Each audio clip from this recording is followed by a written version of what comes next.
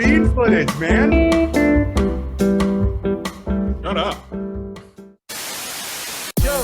Welcome to the Daily Convo with your host, Big Body, Body, and your boy, Wanted T. This is a weekly podcast with just two dudes being bros. Just a couple bros being guys. If you haven't figured it out by now, just a couple guys being dudes. So let go.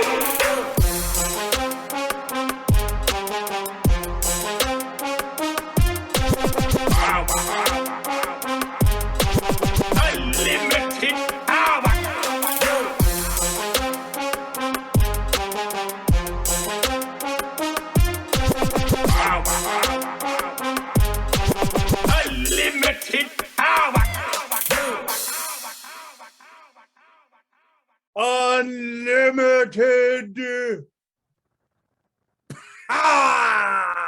Come on, like and subscribe. Welcome everyone to the daily freaking conversation. We do this daily. No, we do weekly.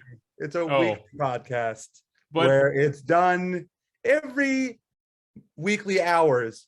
I am your host, Nabil, Big Body, Robody, and you know me as the Rolex wearing, woo, diamond ring wearing, woo, kiss stealing, oh, wheeling dealing, oh, limousine riding, oh, jet flying, son of a gun.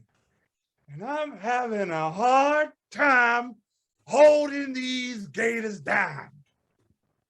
And with me today is Juan. He's like one of the four horsemen, basically, and done shit. He broke as fuck. He only wear Converse because he broke.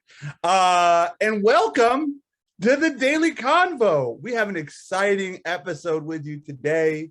Man, guys, we're freaking nerding out. nerd. That one, I think you need to give a shout out. I do, man. I mean, I'm gonna give a shout out to the realest one out here doing it. Let me, Yes, sir. let me get the Carl's hat. Custom. Man, and you know, I've been drinking whiskey out of a lot of cups throughout the show, but I'm gonna be honest with you, nothing tastes nearly as good as drinking this delicious bourbon out of my Carl custom creation cup, customly created by Carl himself for our custom needs for this custom cup. I just got to keep saying custom as many times as I can. And that's not customs with a C, people. That's customs with a K. You can hit them up on Instagram, Facebook, place your orders, mention the Daily Convo. Tell them about the promotion. I'm telling them. Yeah, if you go and you mention the Daily Convo, you get 10%. 10% off your custom order, whatever you want, baby. You mentioned your boy Nibs, you get 110%. That's not true. He will pay you. That ain't true at all. Oh, my bad. That's not true. No. We're not going with that. Nope, we're not doing that. Oh, okay. Well, shit. Well, thanks. We're not doing that. Carl's Cups of Creation, y'all. And if you want any of the cups that we gave away last week, which for those who won, your cups is in one of these boxes stacked right here on this table. I haven't mailed it yet, but you will get it. They're right there. They boxed though. They in boxes, sealed. Label on it and send it the fuck out. Give me some time, baby. It's the holidays. Merry Christmas. You'll get it after the holidays. You'll get it. You'll get it before season 2 starts. You know what you are? You're a Krampus. You're a real damn. I'm doing the whole show like this. I want you to know that right now. This look with that towel on the floor. That pillow on the ground. I'm just sloppy today. Look, boxes in there. I ain't even got my candle on. This is us. I'm gonna tell you right now, if there was ever a time to use braces as a prop, it would be on this episode talking about video games. Now, before we get into that, I got a really serious question. I got a serious question to ask you. No shit. Are you ready? I'm sitting down. Okay. How good was Spider-Man? Bruh. How freaking awesome was that movie? Bruh, Spider-Man hands down is the best Marvel movie I've seen.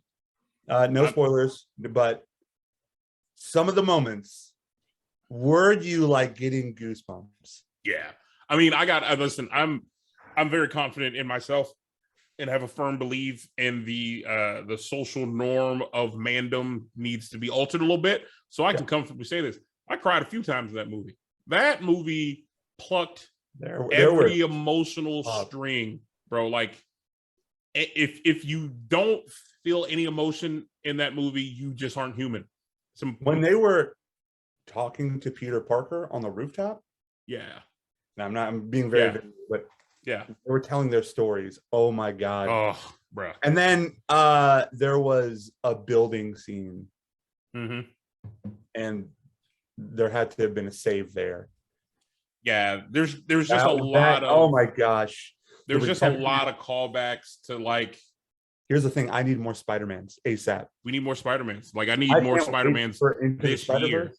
I don't need to wait. I need it now. I need now. That's the worst part about awesome like Marvel movies is that you have to wait a whole freaking year. That means I have to stay alive. Like that's a struggle. Living is a struggle. It's a fight.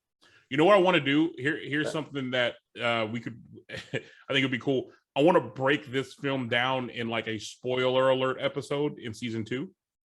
Okay. Because there's just so much to kind of talk about. Like I feel like we need to have a spoiler episode Marvel. Yeah. We can do an entire episode next season on Marvel. Just Marvel. We could also buy followers. Get the fuck out of here. I love these broke ass bots. So today's show, man, we're gonna nerd out a little bit. This whole episode, we're talking about video games. So I think a lot of people kind of just shit on video games in general, but there is no form of art that's like it in the sense of storytelling, right? Because man, you can get a good book and you will like fantasize. You'll see a great movie and you'll like think, man, I want to be in this world. TV shows, same thing. I think video games are that perfect amalgamation of ultimate fantasy. Yeah. But outside of that, let me ask you a question. How many friends have you just made off of video games? Just by talking about it, just by bullshitting about it. A lot. I mean, it's like it's a phenomenal icebreaker, and especially in like, I feel like in IT, it is like the ultimate, like I'm getting to know a lot of my reps and it'll usually somehow get into like a video game conversation, or somehow it has always come up in a lot of my jobs, and it just kind of like ease it over, especially with clients in like some weird way. That's a great segue because I got my job. My first interview kicked me off because of video games. Wow. Because I was streaming at the time. Yeah. Which, you know, we're gonna segue into like things about video games. I used to stream video games. That's how I got the, so I had the Big Body channel on Twitch. And my first interview with my job currently, that's like a dream job. My first interview, it was like, hey, tell me about yourself. Well, this, that, I stream. Oh, you stream, do you? What do you play? What have you played this? Do you check out that? And we talked about League of Legends for like 20 minutes. It was fantastic. I thank video games for the job that I currently have. Yeah. But just in a quick summary, what are some things that you want to highlight about video games real quickly before we get into it? I mean, I felt like I've always been in this camp that I feel everyone should play video games. Like, I feel like it's definitely a male-dominated world, and I love when you run across females who love to play or like to play or just give it a shot, because there's a video game for everyone. There's a video game for everybody, literally everybody. Like my mom even used to play like little computer games, and she loved like mystery solving games or like the CSI computer games, right? Like my mom used to play that. Like my dad still plays video games to this day. If it's a racing game, flying game, or a shooting game, my dad is playing it. My dad has owned every single Call of Duty. My dad has an Xbox Series X now that he got for his birthday. It's such a... My mom plays video games, and it's scary how little she knows about technology. That's nuts, bro. Crush religiously. I love that. I love that. I think more old people need to play. Of course. it's a great way to pass the time. 100%. And also, like, I don't think there's a thing that helps fuel the mind as well as video games do, right? Like, Agreed. with motivation, you always have a task. There's a sense of completion in you. I mean, it's slightly vague, but the same way of like, if you beat a good video game, Yep. right? Whether it's Warzone, a good story like The Last of Us, Super Mario, you feel a sense of accomplishment in the same way that you finished a good book. Like it's the same sense of like, oh man, I kind of did it, right? Like you don't get anything for reading a book and finishing it or finishing a 3-part movie, but you feel a sense of like good, like, oh man, I got through this really good story. My mind is kind of going. Same thing that a video game does. Same. It has a weird sense of inspiration. I find the parallels sometimes between like the emotional draws in like movies and like a good series or some shit that you kind of jump into is the same in a video game. Like there's been video games like the Spider-Man video games, for example, right? Like it's great storylines. Like a game, there's levels to a game, right? Like there can be some games where just the action in it alone is just like enough to carry you and like, okay, this is just kind of a fun general concept. And then you have like video games like, you know, for me, Assassin's Creed, right? It's a very long franchise, but like the stories that are kind of built upon it and like you're following it, like you can't wait for the next one. Even if the game is kind of sucks, I still need to know the story. I still need to stick through it through the dialogue. I will say the story is relatively underrated. I agree. I remember playing Assassin's Creed 3, where you're the Native American, which people didn't like. I loved it. This is my favorite one. Hatchet, and then like. I mean, here's the thing.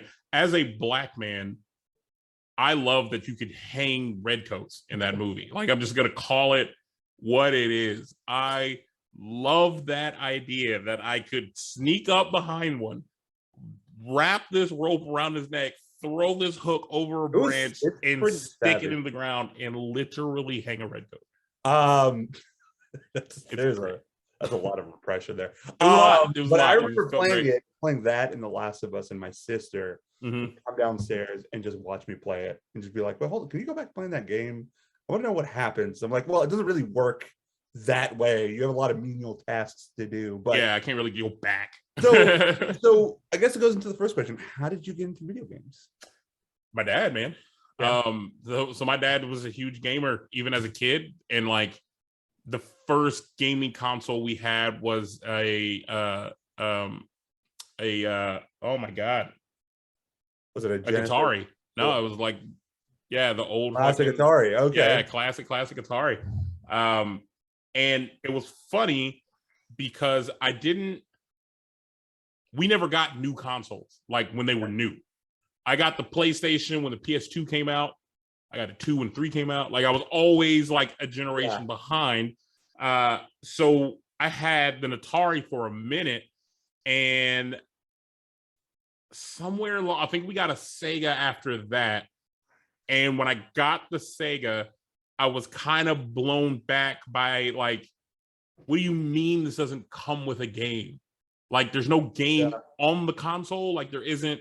When I turn it on, like nothing happens. Like I'd actually put something like mind blown because I just had an Atari. There was always a defaulted like 2 games on the Atari.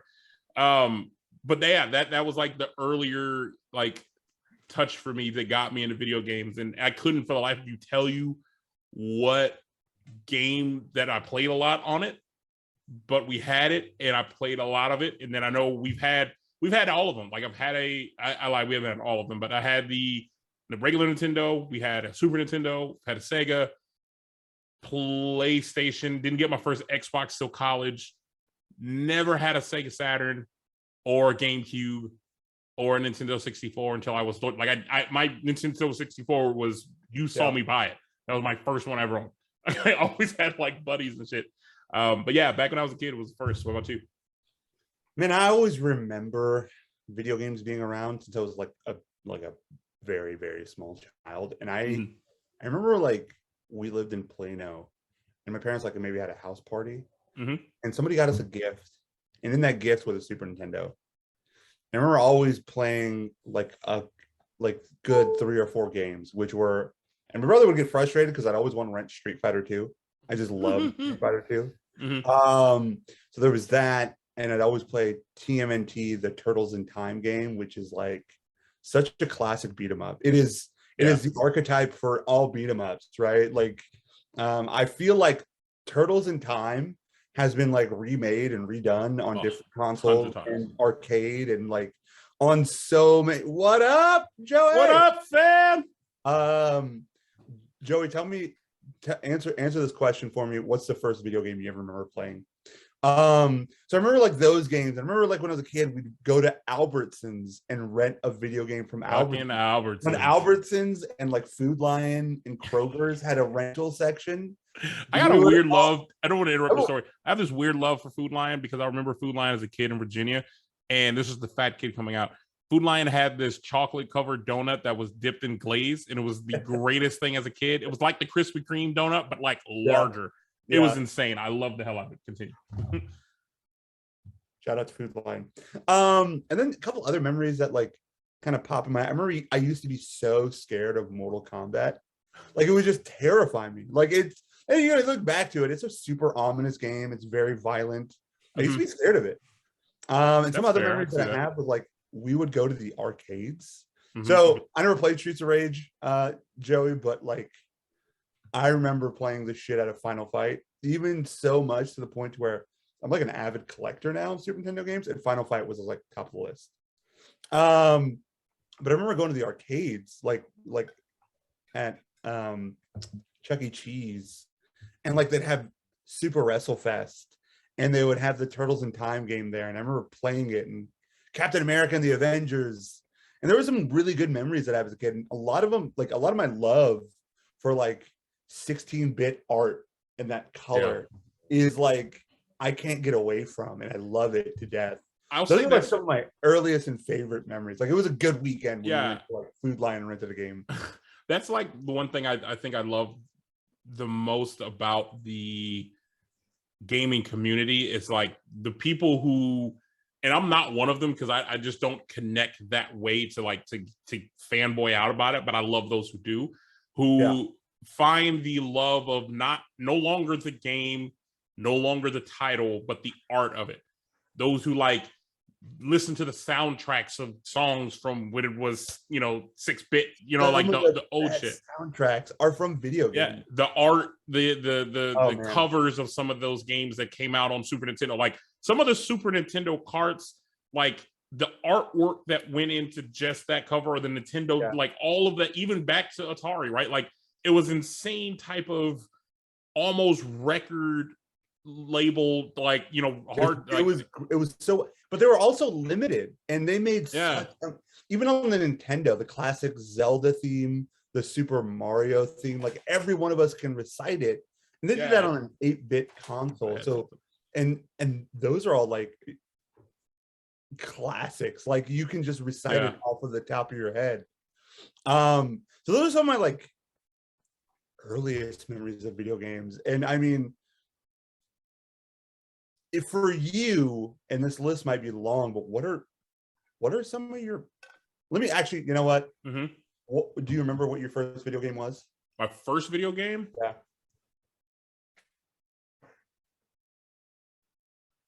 I feel like the first one I remember becoming like addicted to was like Super Mario Brothers. Super Mario Brothers. Yeah, because like that Rania would stay up.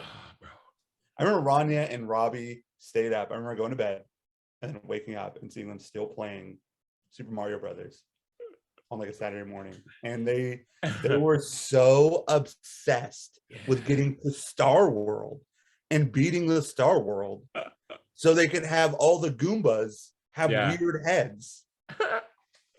It was awesome. But that's my first memories are Street Fighter 2, TMNT, and Super Mario Brothers. Those are some classics, dude. Speaking of classics, what are some of your favorites? Dude, it's funny because as I started thinking about it, like I go back to what I can remember, and it's funny, it's Christmas time, right? One of my favorite Christmases was when I got my PlayStation, like my first PlayStation, and it was the mini, like the PS1, right? Tiny little guy. The games I got on that was Spiro, like the dragon. Dragon, yeah. Yeah. Spyro, yeah. That, and I had Crash Bandicoot Racing, like their kart racing. Which was a difficult and underrated game. Bro, let me tell you, that might have been the first time in my life I pulled an all-nighter to play video games. My dad was blown away. Like I got it. I played it that whole day. It went into the night. I just stayed up all night because at that time when I got it, like I had a TV in my room. So I was like, my first time, like I can play this unsupervised. It's great. You know, like I can play this as long as I want. Bro, oh my God. Those two kind of like reign supreme for me just because of the nostalgia of like that period of time was like my first addiction. Donkey Kong Country, another classic game that like I don't care how old I get, love it. It's always going to be good. It's always going to be good. Like it was like funky 3D graphics that just looked really ahead of its time. Like super, super cool. Yeah. The Metal Gear Sons of Liberty was my jam. So good. So good. There was something about like shooting the radio off the backs of these guys and then have them turn around and like, oh, yeah. couldn't do anything. That was honestly, I played, what was the 2-disc Metal Gear on PlayStation? Metal Gear Solid. I played Solid, but like Sons of Liberty hooked me. Because it was like the first next gen. Yeah, it was great. Mind-blowing. You can see their faces and their expression. Dude, I don't think we have this as a question, but like, man, there were awesome Christmases because of video games. 100%. Video games made a lot of my Christmases. Yep. Dude, it really did. Like my brother was so awesome. He would always like find a way to get me a video game for Christmas. Yeah. See, this is where I also feel like, you know, I don't have a kid, but if I had a kid, right, I'm going to video game starve you, right? Like I can't get you every game when it first comes out because you want it. Because then what is Christmas? You know, like part of Christmas is, you know, all your friends been talking about a game that, you know, their rich ass parents got them. And, you know, you can't, so you got to wait. That's what I got to give my kid. Tecmo Bowl, by the way? I've never played Tecmo Bowl, but I know it's a classic. No, I never played, like, I've played Tecmo Bowl pre the era I should have played Tecmo Bowl, if that makes sense. Like, I've played it. Never played because there were other football games out once I played Tecmo Bowl. It wasn't like cool. But I get 100% like the nostalgia. I feel like football games weren't football games until a PS2 came out. Yeah. Where you had the joysticks, where you can kind of fully utilize a lot of the complicated features in football just pre-snapped. I mean, the first Madden that allowed you to... I'm still here. Yeah. No, he's gone. The first Madden that allowed you to audible pre-snap. Yeah.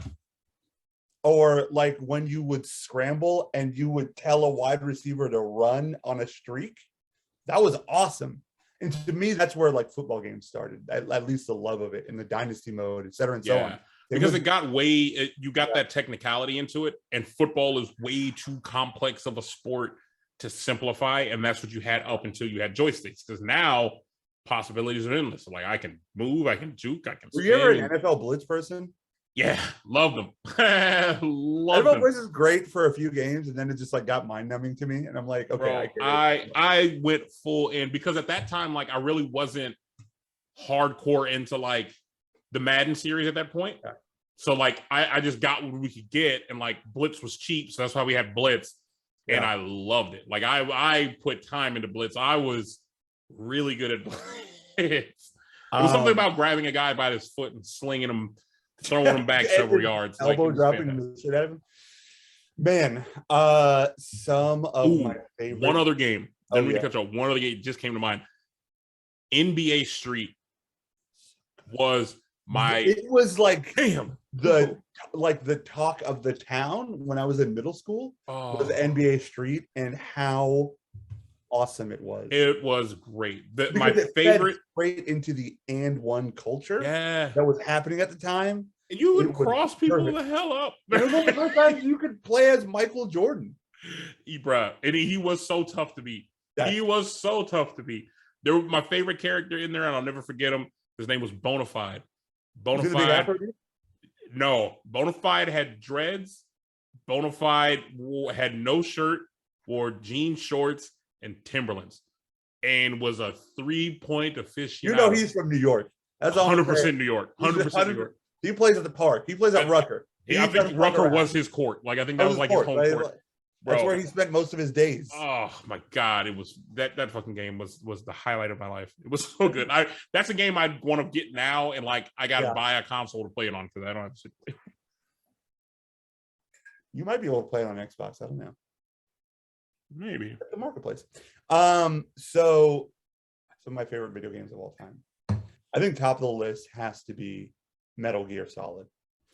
That was the first game that just perfectly wrapped up this like crazy story that like swept your imagination. Yeah. It also like encapsulated like military drama, love, espionage. But it was so Japanese. Like, yeah, the villain is a guy who wants your father's DNA, who you are a clone of, and your nemesis, the villain, is your twin brother, who is also a clone.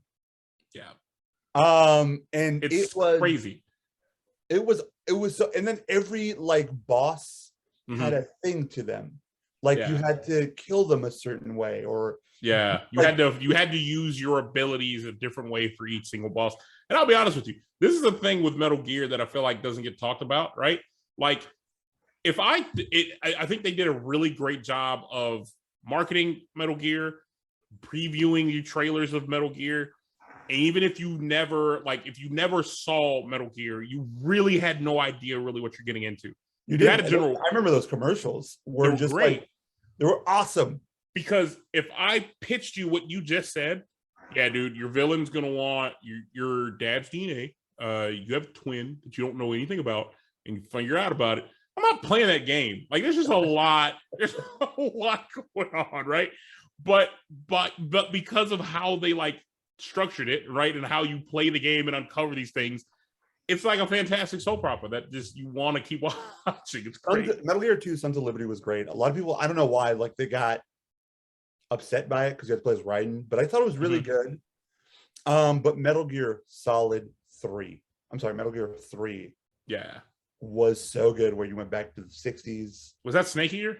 Snake Eater. Yeah. And the theme song, boom, boom, boom, boom. That one was dope, but I love that one more so for like the blending in camouflage. Like, I love that one for the fact that like you could pick shit up, you could change up your camo, and then like completely blend in. Like, this one was like, I'm just gonna sit here in this fucking shadow. It was so good. Have this fucking guy in the net, kill him. It was so good. It was great. Like, it was so, and it like told this perfect story of like, oh, that's Ocelot. That's the big boss. Yeah. That's where he got his name. This is what he went through. That's why he's this evil character. But like, now that you understand where he comes from, is he really that evil? Like, who's really the bad guy here? The country that set him out to kill a person who was a spy for America already, that knew when they took this mission, they would have to die. Yeah. It was awesome. Nuts, bro. I love it. Obviously, I love the Yakuza games. I think it's so good. When you can mix up an archetype of a character who is like stagnant throughout, right? It follows a guy named Kiryu Kazuma, who the Yakuza, bad, blah, blah, blah, but they're fantasized about as like some of the backings of Japan and like what makes her economy go and blah, blah, blah. But he himself is this archetype character who intrinsically is a good person. Like, it is so many small things the game does that is like really good, where it like differentiates from GTA, right? In GTA, you can beat the shit out of anybody. But Kiryu Kazuma is in an open world beat 'em up and will never lay a finger on anyone. All the people that walk in the streets, he will never hit. He will never touch. Only people who attack him is he going to defend himself. And that's what makes the game super interesting. Yeah. And the same, and in the game, like you're playing it, and the same, like when I play it and when you play it and when someone else plays it, we all experience a very different Kiryu Kazuma. Because maybe my Kiryu loves beating people up in the streets, loves doing a storyline, and your Kiryu just loves karaoke, loves running a cabaret, loves running his real estate business, and loves like playing darts and drinking. Like that's his thing. So we both have the same person, but they're two different people. And we experience two different things in this world. So is this one of these type of games? Because say I've never played it, and I've only heard you talk about like every single one because you've played pretty much every single one. Is this one of those type of games that like we could start at the same time and have just completely different endings with it because of the route that we went? No, the endings are going to be the same to us. Okay. But the character that we see, the person that we see by the end of that story is a different person to us. Got it. Okay. It's an us. But the story in these games are so amazing. At the end of every chapter, you're like, what the fuck? It just like, it grabs you in the same way that a mafia movie would or a crime movie would. There's always like a layer and a wrinkle and a layer and a wrinkle. And it just changes the dynamic every chapter. And so it makes you want to explore this world even more. It's somehow both funny and serious at the same time. And it comes with like the world that Sega masterfully builds, right? Like you can do side missions and some of them are fucking hilarious, right? Like one of them is like, there's a punk rock band and they want to be badasses, but they're really soft motherfuckers. And so they come to Kiryu, who looks tough. And your whole side mission is simply to make them tougher by teaching them how to talk shit. And that is like, and that's the side, that's it, that's all it is. And so the world it builds is so like intrinsic and so like, you feel it's like, it's liveliness. So it's like one of them. I like, as much as I hate scary video games, I also love the Resident Evil series. That's another good one to me. Like it's always been a game changer every time. I can't remember which one I've played. I've played one of the Resident Evils a while back. All I remember was, and I don't think this helps at all, I know there was a subway, or not a subway, there was like, there's a lot of running through a highway and a bunch of buses and shit. We played Resident Evil 6, which was the least Resident Evil game. Really, people hated and like shut Capcom down for a little bit on Resident Evil because its history is, this is a zombie game. This is a game where you don't have very many resources and there's a lot of puzzles and a lot of shit can attack you. And when the first Resident Evil came out, you're in a mansion and half of your police squad is missing. And so you have to figure out where they are, what's going on in this mansion, and why there's a dead body outside and why you're being attacked by dogs. Because one of your teammates got ripped the fuck apart, which is not a thing dogs really do to human beings. And so you're kind of running through this like mansion and zombies and blah, blah, blah. But even from Resident Evil 1 to 2, it like changes the dynamic. It adds layers. And then when you had Resident Evil 4 come out, it completely changed everything, right? You had now zombies who could communicate. And you're also in Europe.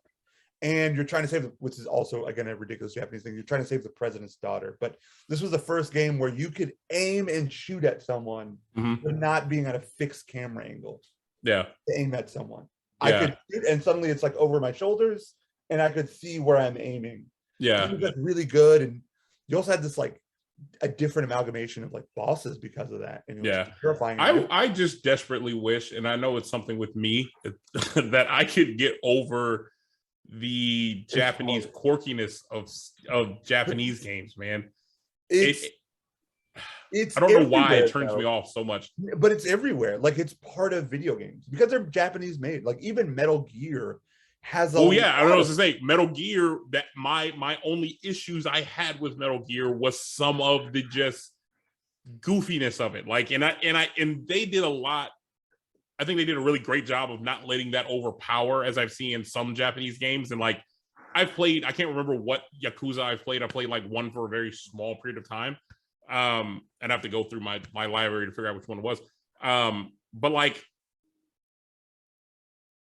even in Metal Gear, like the idea that I could just put a box over my head and sit down and like that. It's a video game. That's like the fantasy of it, right? Like Yeah. at some point in time, I think for people and like for a creator, you have to let them know, whoever's playing this game, like this isn't real. Like you have to, this isn't real. You have to break away from being so lost in something. And it also adds to our own culture. Like how many cosplay shit have you seen where somebody gets in a box at a Comic-Con? It's hilarious. And it's just like, it adds that comment. And I guess that is that game for that, because the only thing I could compare Metal Gear to back in that time frame of something that was kind of equal concept was like Splinter Cell. Splinter Cell was very similar, but it didn't have the quirky. I'm going to be honest with you.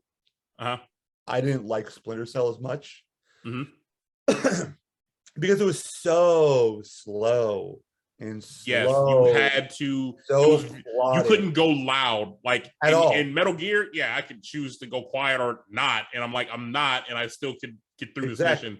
In Splinter Cell, to be quiet. It ain't that way. No, not at all. Let's see. What other Dude, The Last of Us. Man, Last of Us is great. I never played the second one. I haven't played the second one. Second one's very like subversive, but also like it's subversive in the sense that like, do you mind if I give some parts of it away? Yeah, go ahead. Spoiler alert. 5, 4, 3, 2. So Joel dies, and what in the beginning of it, and you're playing as Ellie. Now, a lot of people just couldn't get past that. That was it. Like for them, how dare you ruin this for me? The nerve. The reality of the story is, when you look at Joel wasn't a good person, and I don't think people realize that. The thought of like Joel being a redeeming person, he had it coming, and the game explains very clearly that it had it coming. The only issue with the game is it's good. Don't get me wrong. But the ending like had me shook. The game goes from like in stories, it goes from like kind of peaks and valleys, right? Yeah. And usually at the start there's a peak, and then it dips, and then it starts working to a peak, and then it slightly dips and peaks and dips to the ending, right? Right. Well, this game like peaks, dips, peaks, dips, peaks, dips for a long fucking time, and then peaks and dips again. The amount of dip in the story, the amount of pedantic things that you're doing, it became a trudge to get through, right? Even though you're playing as two different characters between Ellie and I can't remember the other girl, to which people had a problem with her, which I think people are just shallow. I think people just have an issue with like female leads in games that didn't start with a female lead. Like it's kind of absurd. To me, like a Mary Sue, I think is a problem in Hollywood. To just be a woman and that makes you powerful, like that's not not good, because no man is just powerful. Like even those stories are really bad. Like Vin Diesel and Fast and the Furious is just be like a god all the time. It's like, I don't give a shit about this. Yeah, I don't give a hell about that. Yeah. And the same thing goes for women. Like the struggle is really the thing that brings you in. That's what makes a woman strong. That's what makes a man strong. Is in the face of this adversity to fight, look human, and get through it. So this, I think, does a good job as like bringing their female leads, but it's just like there's a lot of slow points. But The Last of Us one is great. There's the Uncharted series, which is fantastic. And for a lot of people would kill me if I didn't say Final Fantasy. Yeah, Final Fantasy is legacy. I've played one Final Fantasy. It wasn't also my jam, but I get the lore. A lot of people it's not. Yeah. And I get it. And I get because it's like slow, turn-based. It's like you have to be invested. Skyrim. That's a game I couldn't get into. God, I fucking love Skyrim. I love Skyrim so much. I've bought Skyrim in my lifetime at least 3 times for 3 different consoles.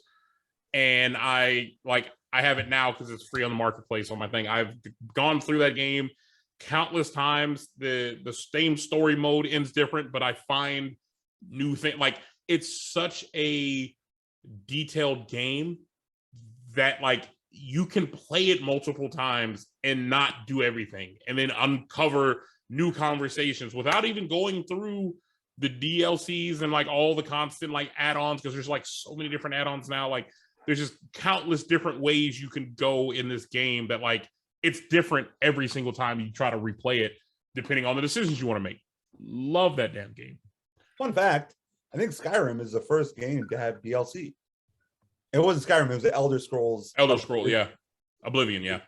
It was just a different colored horse. They paid $3. Which was funny because horse did nothing. When Oblivion came out, I was in college, and I remember like I floated through multiple friend groups in college. I could dance in any realm, and the hardcore computer nerds from college, we never saw them when Oblivion came out because they were locked in the room knocking out Oblivion. So I would like go into the rooms and see them playing, and I remember watching them. I'm like, there's no way in hell I'd ever play this game. Nope. Like there was nothing about it that made me want to watch it. And I actually think, and Joy Boy would know, like Hitman, like our buddy Hitman was actually the one to get me into Skyrim. He was playing and he was like, dude, you'll like it, man. Like it's pretty cool. It's like action with like swords, shields, and like axes and stuff. Like it's just kind of like this open story. So I was like, all right, bet. So then like I think it was cheap. I got it on sale, so I bought it, started playing it, and was just like hooked. Yeah. And like now is at the point where like what hooked you about it? The leveling up and being able to take your character in kind of any direction you wanted. Like if you wanted to just be this like physical fighting brute guy, you have that ability. You can build your character that way. You could be a werewolf and like turn yourself into a werewolf and just fuck people up for no reason, but you can only do it like once a day type of scenario when you're stuck in this form for 12 hours. But then it was just like, you not only was, I think the detail of it, right? Because not only like, let's say you turn yourself into a werewolf, right? You fuck people up, but like people would know you. And then if you went back to that town, they're scared of you now. Cause like, dude, you came here 2 days ago as a werewolf, you killed everybody, right? So like, that's amazing. I fucked this whole town up, so like I can't come here anymore. I'm not wanted. That's incredible. Hey man, get the fuck out of my town. Get the fuck out of like hearing characters react to you after you've done some shit is like mind blowing. Or like you go into a town and like you steal something, right? Like oh, this guy had a lot of money on the table, and you grab it and you go out and like a guard sees you. Now they're trying to arrest you. Now you're running, and now you can't go back to this town. You're a thief. You're a thief. You can go to jail. You can pay for it. And if you go everyone to jail, has a they lot take of shit in their house. You can't just take a lot of shit. Yeah, you can't take anything because they'll fucking know, especially if somebody's theirs. But then, right, you can build your character to just be a thief. I can build up like my sneak to where I'm super quiet, where they can't see me. And like there's a whole guild, there's like the Thieves Guild. So like you then start doing missions to become a better thief.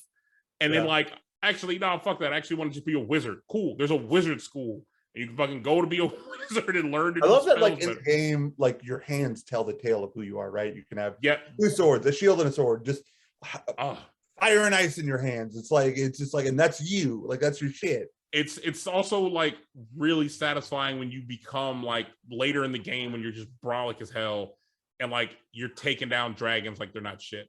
Like, there's something about a dragon fight where you just, like, yeah, 2-shot at this dragon and killed him. And you're like, yeah, just built, like, I got all this gear. Yeah. Like, there's, and then it's kind of like with, you know. By the way, this is like the most re-release game ever next to Grand Theft Auto. Oh my God, it's nuts. Like, this was an Xbox, like, I think it was just a regular Xbox release, if I wasn't mistaken. 360. 360s, 360, Xbox One, Xbox Series X, like, PlayStation 3, PS5. PlayStation 4, Switch, Wii U. I think iPhones now. It's definitely on Twitch. They just re-released like some 10th anniversary version of it or some crazy, and it has everything. And it's like, oh my God, like it's insane because they added like new worlds and shit to it. Like it's the most amazing shit. And then like the hunt for loot and like some of the missions you go on for this legendary loot and like one piece of armor. So like there's this one piece called Ebony Mail, and it's just like this ebony like body armor you can wear. But like its effect is it poisons any enemy around you from like a 10-foot radius. So like you start a match, like anybody who talks shit, I don't even have to pull my weapon out and they're dying off the jump. So I can just walk through a room and I'm just like poisoning everybody in the room. Now it gets you into some trouble because there's some missions where like you go into a bar and the guy is like, I'll challenge you to a fist fight. Cool. And you forget you have this armor on and then you poison and you kill the guy. Now everybody in here hates you. The guards put a bounty on your head and they all storm this fucking thing. And now you got to fight your way out and or die. Like it can get you in a lot of trouble, but it's like little things like that, like alters your whole story every single time you play, depending on when you get it. It's great. I'm gonna name 2.5 more games. Okay. One of them super divisive. The other 1.5. Oh, I love the game Super Divisive. It's a great game. Sounds like a game. It's a great game. Super Divisive is my favorite. It's a game that everything you do is like the wrong answer, and it's not going to go the way you want it to. Call of Duty, the entire thing. Warzone, everything you do in Call of Duty is wrong. But no, what I'm saying is like favorite of all time. Oh Call yeah, of Duty. yeah. We were playing Warzone an hour ago. Like we play it all day, every day. It's a GOAT, regardless of what anybody wants to say about it. Like because everyone's played it. Yeah, it's a lot of hate to it. Yeah, but like it's a classic. Like everybody remembers the first time they played Modern Warfare. Yeah, the first time they played Modern Warfare 2, when they played Black Ops 1, and how they wish they had Modern Warfare 2. Yeah, I still wish we had Modern Warfare 2. Oh, of course, it's re-released that bitch. God, it's great. Warzone now, it's just like we can't stop playing it. It's just a pastime. Yeah. But here's the other one. RTSs, talking about Civ. There's some Civ, like how many days and hours did we play just one more turn and then roam Total War 2 HD? So Jesus, those are bangers. Right? God, I forgot all about it. It was good. Civ, we have spent from like that's another game that I have bought shameless amount of times. I've bought it on console. I've bought it on every like a PC I've built, every console. Xbox. We paid full price for the game and the DLC. Yep. Every time. Every single time. We had one day where we were gonna play this game, and we got every.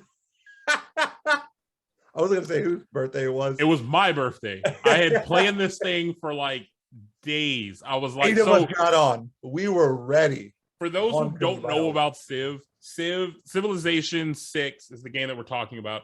Civilization 6 is a turn-based game. You pick a particular person and a leader from history and time. Exactly, leader, history, and time, and you progress from like caveman-esque warriors with like a billy club that they just beat people with, all the way to with the new DLC, like a death robot, like your planes, you're launching rockets into space. Like you progress a lot, and it's like 250 turns is like your generic base. You can add more however you want to do it, but you have all of these different like people, and there's like 20, almost 30 some odd like different people in history that you can play from, and they all have their different abilities.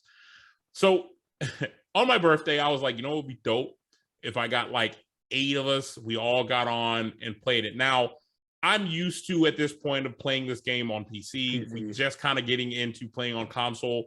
PC, very wide open, not a whole lot of limitations to it. So my birthday comes and I get like everybody's down for it. I got like 8 people online who have like forced me and Nabil both have forced over the year to download this fucking game and pay for it. And we all get online.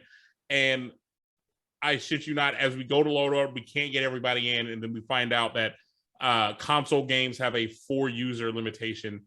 So it's literally only 4 of us can play. And the other 4 are just like, well, this was my whole evening. Because when I tell you this game takes days, it is not an exaggeration. I don't think we've ever, and we've started at like 9, 10 o'clock in the morning and have played all day long. For 4 or 5. Yeah, and like into like damn near midnight and have not finished the game because it just takes that fucking long. It's awesome, and when you get into it, it's because you can attack your friends, you can go to war with your friends, you can make allies with your friends. It's a land grab, so you're just trying to grab as much land as you can, and you have an end game, but it's like how you get there and how you want to win. It's an individual game in the sense that like unless we pick teams, right? Like if I make an alliance with Nabil, if he wins, I still lose. So even though I have an alliance with you, I still got to look out for my people and get mine at the end. If that means I got to screw you over at some point, it's business. You know, I don't know what you want from me. You don't know betrayal, Joe, until you are in alliance with someone and they betray you and invade you and take your shit. It is hurtful. It is. There's nothing worse than trying to trust somebody in that game. Like to try to trust. Like, all right, you make an alliance, cool. But I'm still gonna keep my troops here. Just with I'm gonna try to. I might have to fuck you up because at the end of the day, again, I gotta win. If you, as long as you aren't interfering in my dub, our alliance will be great. I'm not gonna communicate to you how I'm trying to win. I'm just gonna hope you play in the lanes and don't fuck this up for me. And if I have to, that's why I always try to like team up with Juan, and he never wants to team up with me because I don't trust people, man. I've been burned too long. I've been burned too many times. To be on my team. I can't. I don't like to be on anybody's team. I don't want to be on anybody's team because I would much rather like, listen, I'm gonna do my shit, and if there is a common enemy, if there is somebody who is just like, all right, he's doing a lot.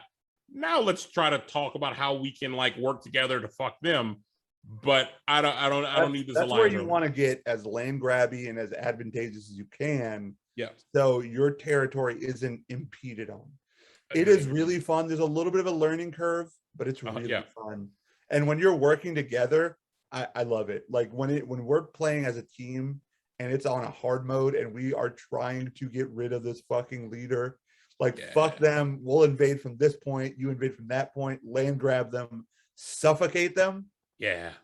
God, it feels great to annihilate somebody out of the history books because that's exactly how it feels. Yeah. So those are, and then Rome Total War is the same thing. I mean, it's just like classic. Rome Total War is another one that's like, even now that you say that, I'm like, I need to get my PC fixed here so I can start getting back into it. Yo, Rome Total War is just like another. It's similar to Civ. It's a turn-based game, strategy game of ultimate domination. Essentially, like it takes place back in old like Roman Empire days, and there's different ways you can play it. You can play with different fractions and different like again people, and you can play with the Carthaginians, you can play with the Gauls, you can play with the Romans. There's all these different people that you can play with essentially, and same bit, but this one's less. So like whereas Civ, there's a lot of like in-game conquest of like, okay, yeah, like develop your science or develop your culture, and whoever has the most culture wins.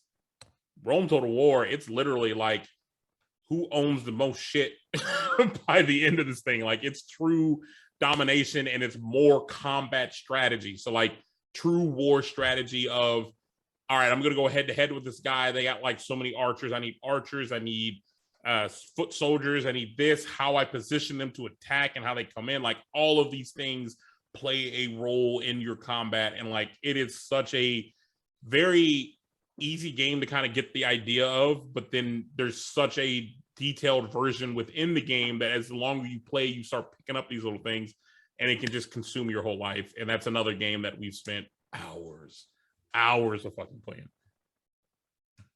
So we got a series of questions, but I don't know how you want to go through this. All right. Because I went through some of Yakuza, but there's also two other questions. Do you want me to just go into Yakuza or? Yeah, go ahead. Listen, I have realized over the years, it's really hard to convince you on like a logical basis. Yeah, so what I'm not a very logical person. But you're not. But here's what I'm hoping for. I'm hoping you can, even in talking about it 10 minutes ago, you can like feel and understand my passion for this game. Mm-hmm. That I wouldn't try to steer you wrong. Mm-hmm.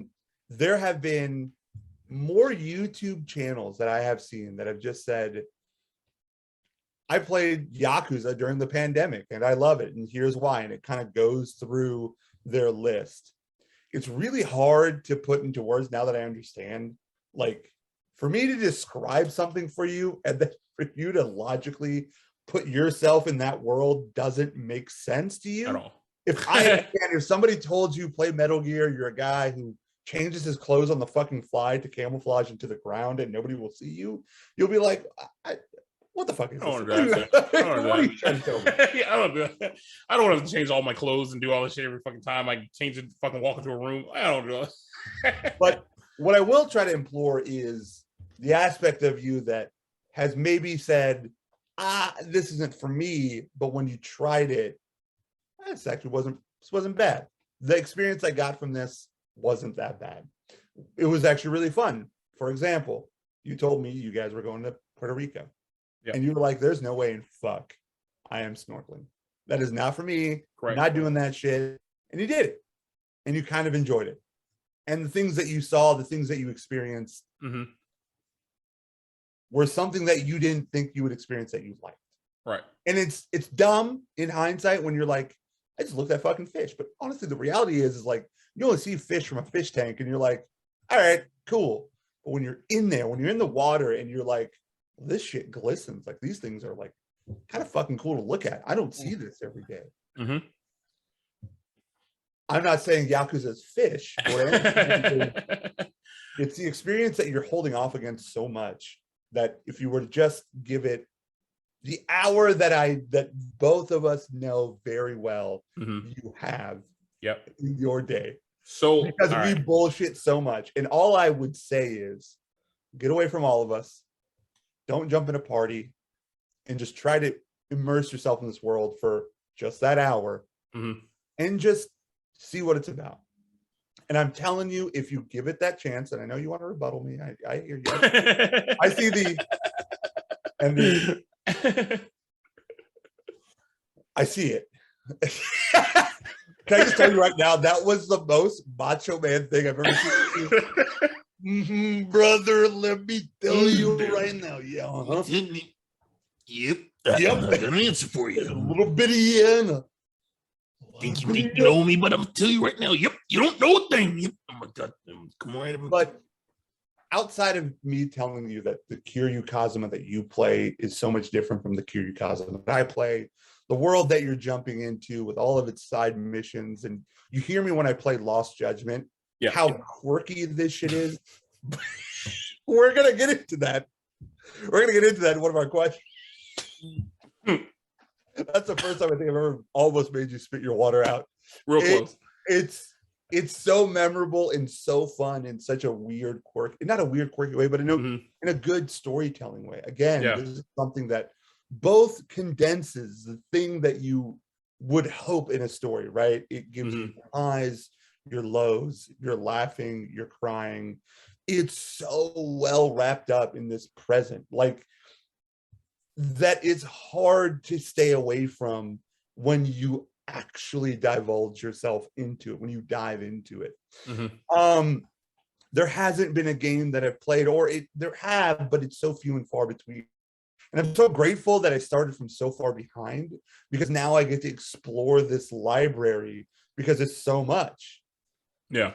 And I would tell you that just even on a basic level, from building up your character to just beating the shit out of people, you can watch videos on it, but it's not till you experience that punch, that fucking smash in the head with a bicycle, which sounds ridiculous, but if I ever had the chance to fuck someone up with a bicycle, I would, because of this game. All good Pops. And so, no, it's not good. It's not good, Pops. Okay.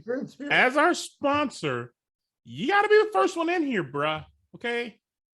Okay, Pops. I'm kidding, man. It's all right. It's fine. It's fine. Go on, Bill. Continue. I just get a little hot-headed. You know, I get. It's okay. Yeah, just a lot of my love for this game is hard to put into words, and it's only driven in passion. And every essay I could probably give you, you'd probably result in the same answer. But what I am telling you is understand. Almost like you know me. Understand the passion and the love that I have for it, and just try it. And see what you could experience, you would be more thankful for, and then I'll shut the fuck up. I will never talk about this again. I wish you do it now. So no, I hear you. So I mean, And just for those listening, it has been almost 2 years since I've been annoying the shit out of everyone about this game. And I think it's the sheer fact, and this is what I also have to say, it's the sheer fact that it's me and that I'm such a brat, and that because all of my friends have this natural rivalry with me, that they just don't want to do it because they hate the idea of maybe me being right. But I would never actually throw that in their face. It's not a thing I've ever done, but the fact that I'm bratty enough to maybe... It's just way easier to shit on him about this than to cave in and just do it, right? This is like one of those things that just actually hurt, that I just want you to just try. Like, don't shit on, like, please, this isn't the thing that I want you to shit. Like, I just block that and just forget the ego and just you never know. Like, and I could just and the last part is like, just the storytelling is so fucking great. You know nothing about, I knew nothing about these characters and who they would actually become in the series. But now that I've like played the series, I get where they're coming from and what makes them them. And it's really beautifully told. And like, man, at the end of it, like your heart, like, you're just like, oh my God, this is so good. But even throughout the story, you feel that way. Okay, I'm done with my passion plea. You're a monster either way. I'm kidding. Yeah, so I mean, my truth be told, outside of the joy of just shitting on you every time you bring it up, outside of that, the only real thing that's ever kept me from playing this game is that Japanese humor in the game that, like, it's gonna be hard for me to overcome, because like I will get, because like, you know, back to Metal Gear, right? I hated that in Metal Gear. I still pushed through it because there was less of it and more of the seriousness. Yeah. So I was like, all right, I can still lean on it and kind of like deal with like this like weird banana suit or some shit. Like, yeah, just these little weird quirky things. Like I can look past that. But like hearing you even Lost Judgment, right? Like that whole thing, I'm like, I can't. Okay, so the stuff that I recite to you, like, there's a very good reason as to why I'm in these clubs in Lost Judgment as a fucking adult, right? But the way I'm emoting them to you is what makes it a joke. It's not a joke in the game. That's a pretty serious thing that you're actually a part of. It's just when I recite it to you, I say it in my sarcastic way. True, but that's how my head thinks. My head thinks how your sarcastic ways of speaking, but it's not even you. Because if I played the game and I like, wait, I'm a 40-year-old detective going to a high school, singing with high school girls late at night, where they're like, that's the shit that I'll get hung up on, and I'm like, I don't even want to do this game anymore. I don't even know what I'm doing anymore. I'm too hung up on the high school. Let me just go ahead and explain this, guys. This is a tangent. This is a side note on Yakuza. Okay, first off, the actual humor in Yakuza is very funny. So when you were talking about the humor, I'm thinking back to some of the funny things, and it's making me laugh. But what one is talking about, and what I'll explain to one here, in Lost Judgment, there is a murder that happens, and you, as an investigator, you used to be a lawyer, and you turned into a private investigator. You are called upon to figure out kind of what just happened here by the principal of the school. Hey, we got a guy that got murdered. He used to work here. We don't know what the deal was. Okay, cool. So you start investigating on what happened. You start to learn that the guy who got murdered was a bully, and one of the kids killed himself.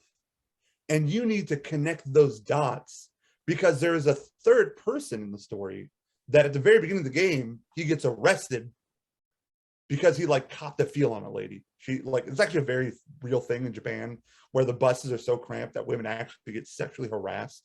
And sexual harassment in Japan is actually an unaddressed thing, and it's terrible.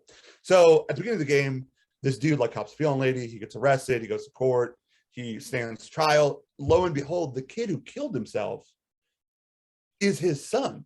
And the guy who got murdered is the guy who bullied him. And you're trying to connect the dots and you can't. And so that is why you're at the school investigating so much. Now, the whole game is actually not at the school. It's probably like a few chapters. But there's also a side mission in the school where you can investigate further because there's another person that's involved in the shadows, and he's like selling drugs and prostituting girls, which is why you're part of this dance club, is so you can gain their trust. And so that is the reality of what you're doing. Now, when I recite this to Juan, like where I am in the game is I'm now a counselor. More high school. I just dove into the high school part. I haven't left the high school yet because there's so many side missions. He's still in it.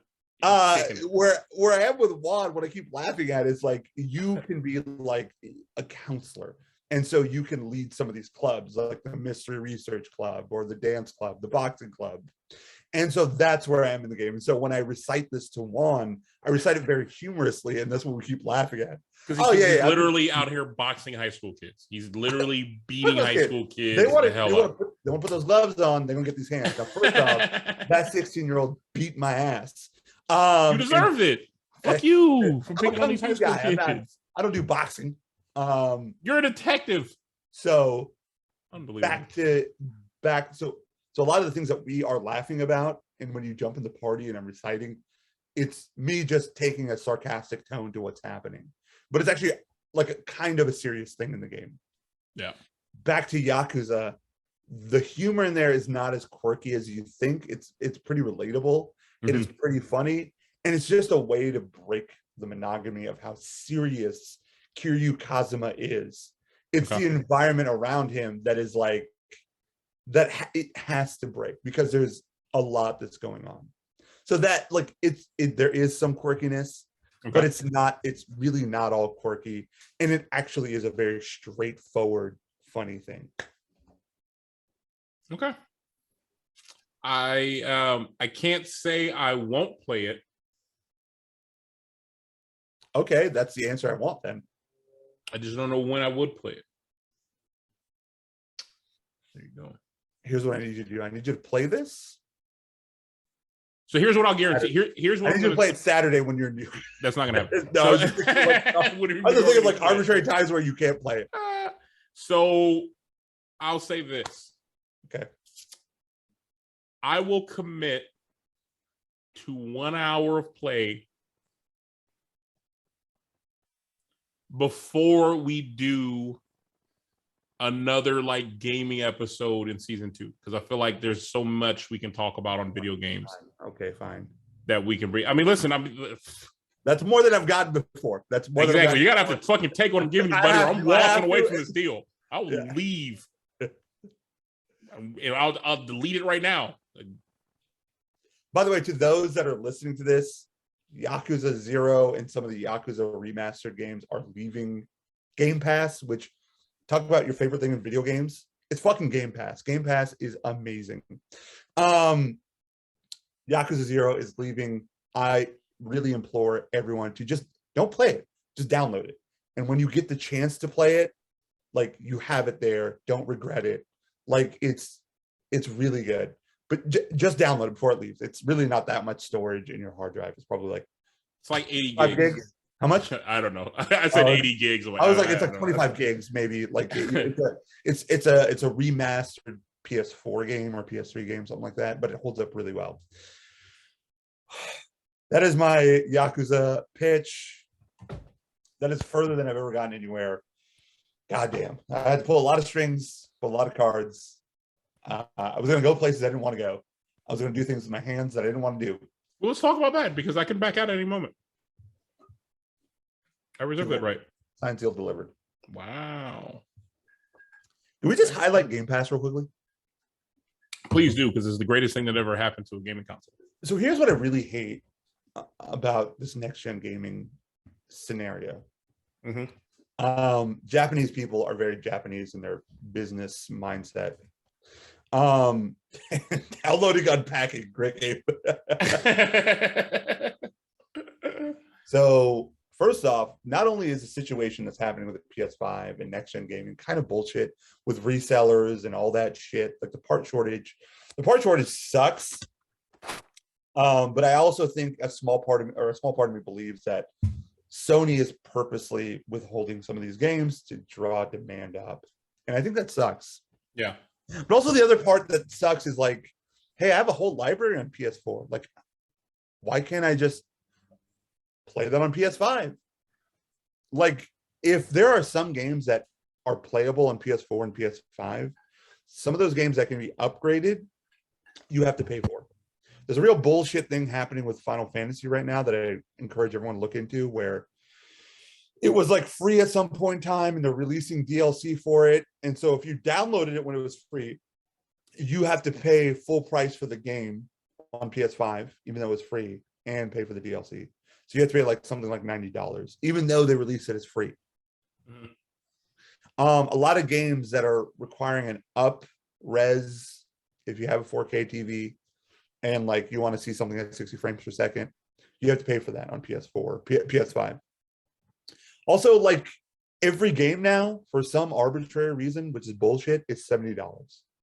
Which I don't give a shit what you tell me about the studio cost, the better graphics, the whatever the fuck. Nobody's asking you to make a game that is that powerful. Nobody's asking you to do that. It's not on us to have to figure out how to pay something that's almost $100. It's not. And on top of which, how much money do you fucking make off of your DLCs, your goddamn like $99 season pass bundled shit? It's fucking egregious. It really is. And so here we have Microsoft, who you thank God that they fucked up this badly, because they fucked up so badly they had to come up with a solution to keep up with the gaming industry, and that was Game Pass. And Game Pass is making such waves for $10 or $15. It's up to you. $10 gets you Game Pass on your Xbox. $15 allows you to play it on PC if you have a PC. It has made such waves that, to me, it is like the only way to play. It's like the winning formula to next gen. You are playing first-party games on Xbox, like your Halos, your Forza, for free. Day one. Doesn't matter. Day one it comes out, you get to play it. Yeah. No extra cost. There are more games and more libraries that you can choose that you would have never actually bought that you can now play, i.e. the Yakuza series. You can play some indie games that were just incredible that you would have probably never paid dollars for, that you can now play for free.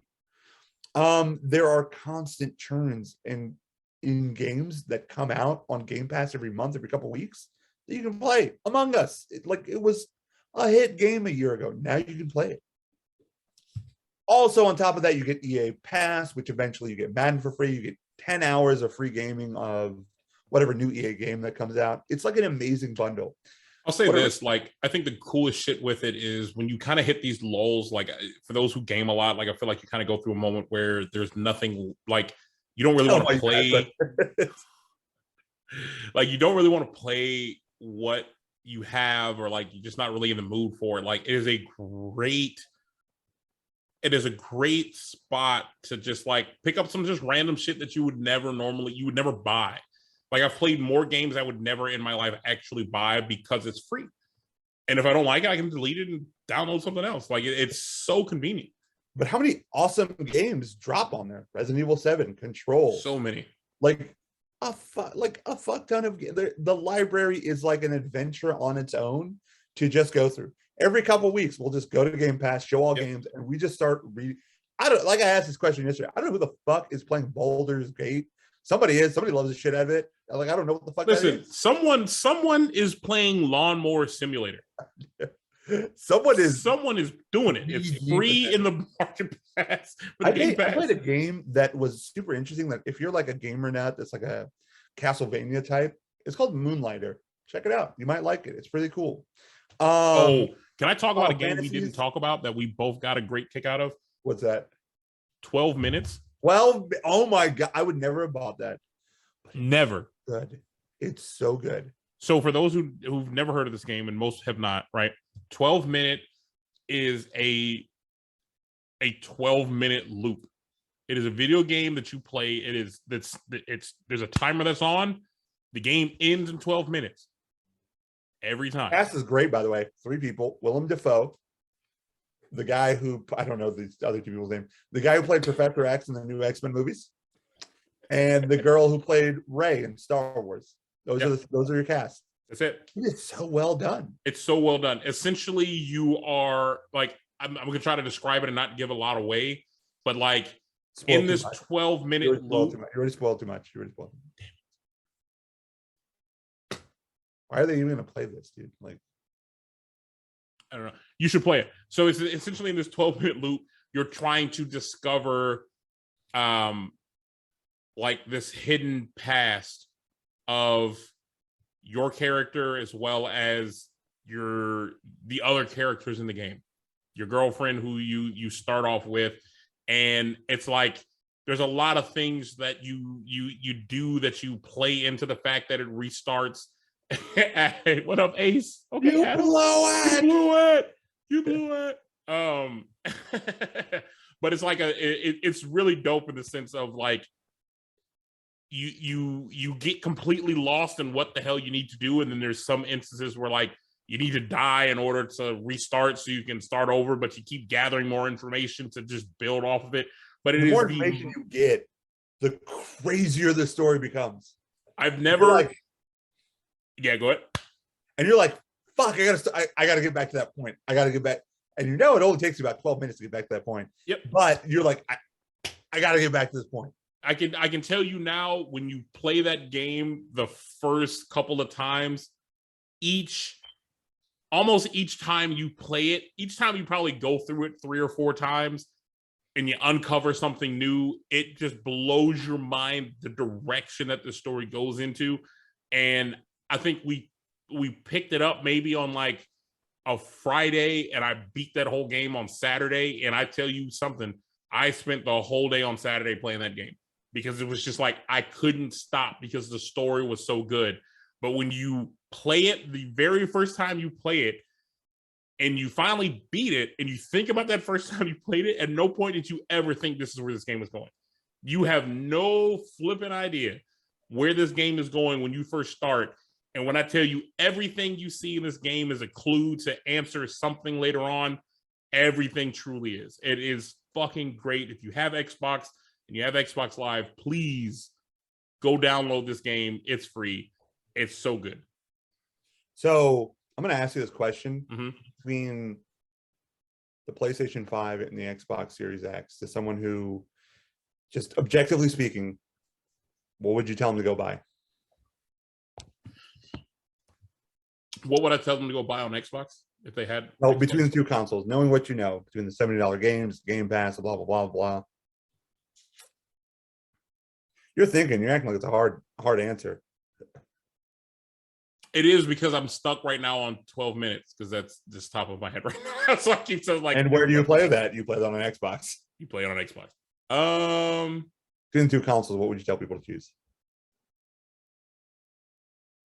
I don't know, man. I'll defer to you because like I'm in this. Listen, I think Spider-Man is awesome, but Spider-Man is pretty great. Miles Morales is it. I need to finish that. That's going to be one of my holiday games I got to finish.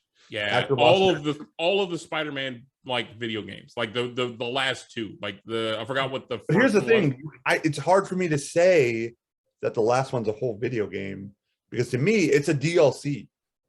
It's not a full game. Miles Morales, not a full game. It wasn't meant to be a full game, but they re-released it as such. Yeah. And remember when it came out, it was only like $30-$40, but you could buy the motorcycles. Oh, love that. Anyway, so you could buy the whole, like both sets on PS5 for $70 or some shit like that. But Miles Morales is good. Miles Morales was really, really good. And it's tough for me to say which one was better, honestly. And here's the thing, like everything on PS5 that's really good to play is actually a PS4 game. The Ghost of Tsushima, Final Fantasy VII. So good. Persona 5 is free, and I can't recommend it enough. If you like RPGs, this is one I would recommend to go with. Great. Let me back up just a pencil, Matt. But if you love like samurai shit or like literally slicing somebody in half, or like learning the different techniques of like sword fighting and shit like that. Play Zelda. Play Zelda. Like you are going to no, Ghost of Tsushima is such a great storyline, such a great like combat, like the fights.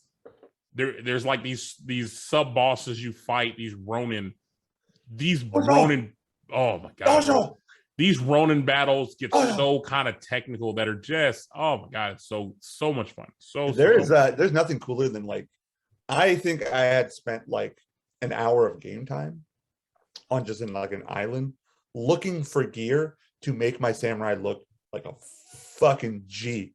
Like there's nothing cool, like it doesn't do anything extra really to have like, well, some of them do. Some of the gears do different things, but like I wanted to look like such a fucking badass that I went around looking for masks and swords and all that shit, and it was cool and I love it.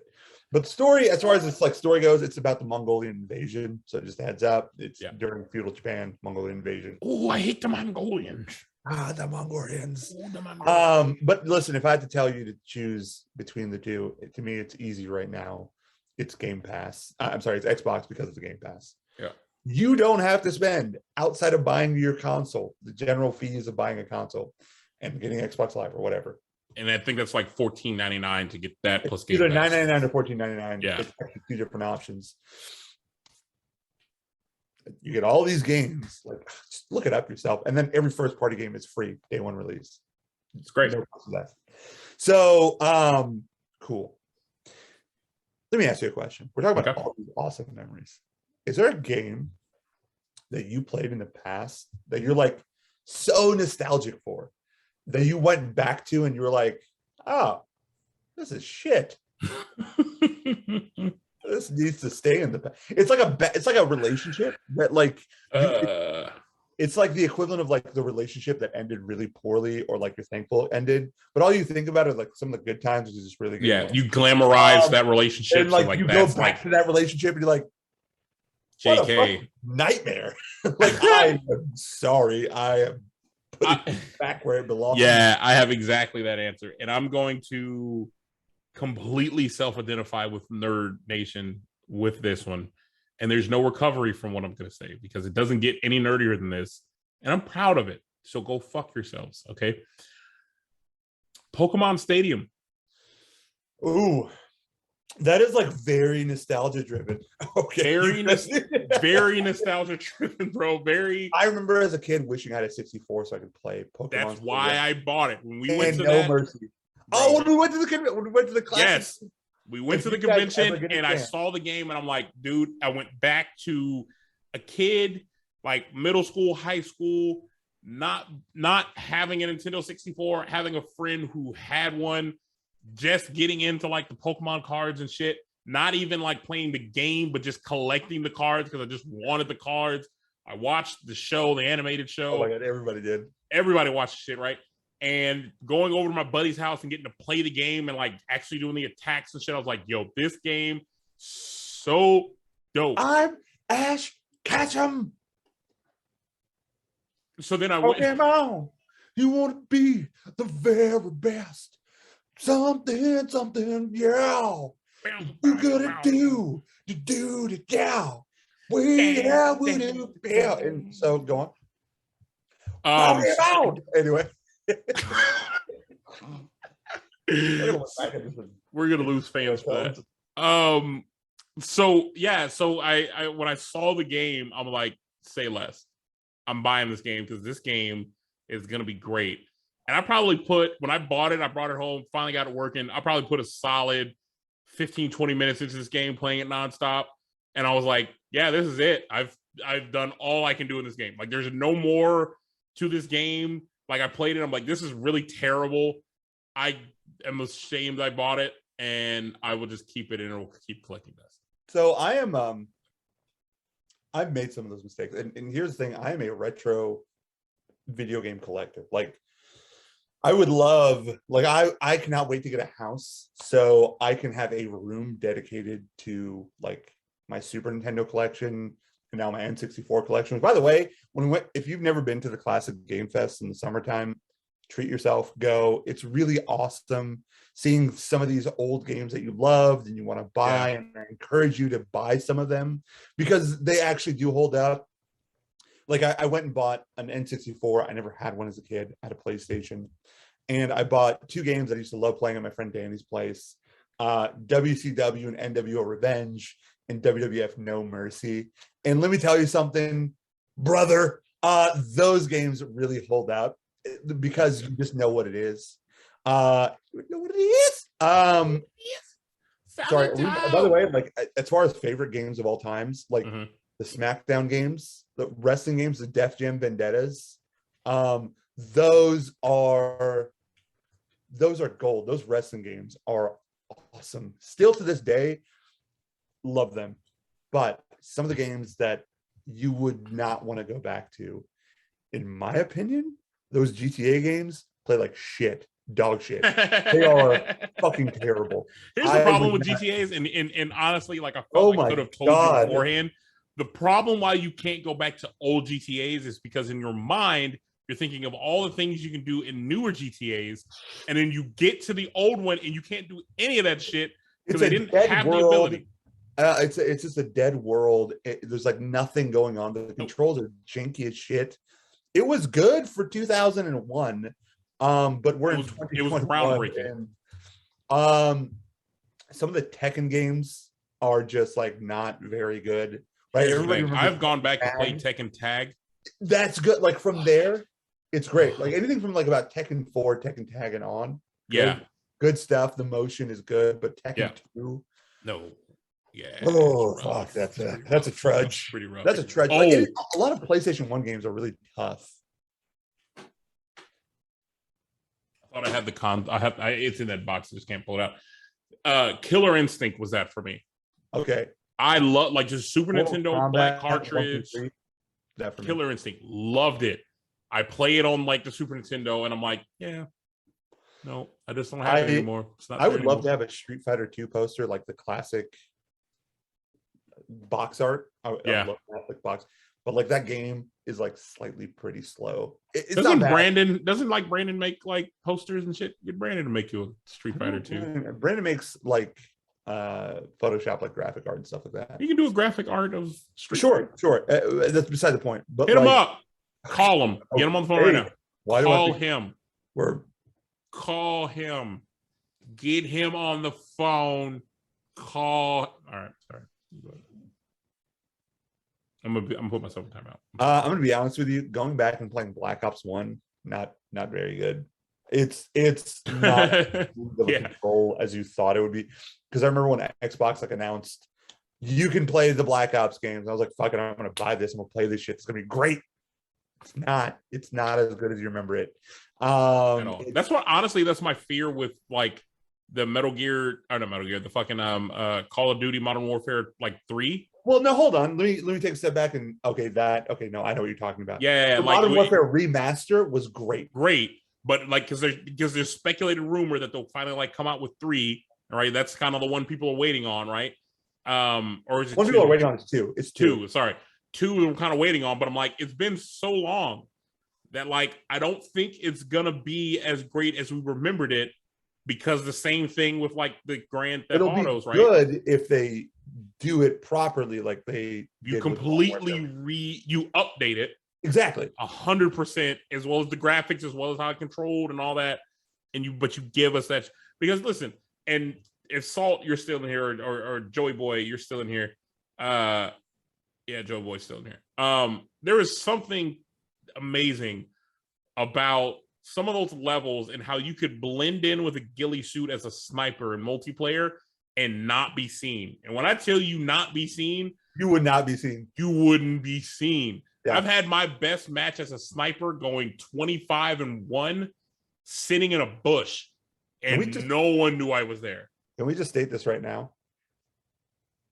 I'm proud to be a camper. Okay. 100%. Fuck you. As Joey Boy would say, hold the porch down. We trying to hold the porch. Sit your ass down.